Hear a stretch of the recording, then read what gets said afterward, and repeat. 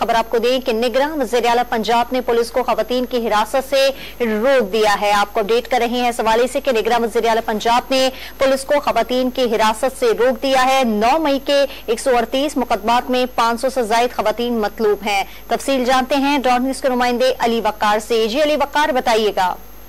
हाँ जी, बिल्कुल। निगरान वज़ीर आला का ये बड़ा ऐलान सामने आया है जिसमें उन्होंने कहा है कि खवातीन जो है उनको हिरासत से ना लिया जाए, बल्कि वो खवातीन जो सिर्फ 9 मई के वाकयात में कोर कमांडर हाउस या फौजी तनसीबात पर हमलों में मुलविस है, वो खवातीन किसी सूरत भी रियायत की मुस्तहिक नहीं है। उनकी गिरफ्तारी के लिए जो है लेडीज पुलिस जो है वो गिरफ्तारी यकीनी बनाएंगी और कोशिश की जाएगी उनको खवातीन पुलिस स्टेशन में रखा जाए, जबकि सदाद दहशतगर्दी की दफात के तहत दर्ज FIR में शामिल खवातीन को गिरफ्तार किया जाएगा।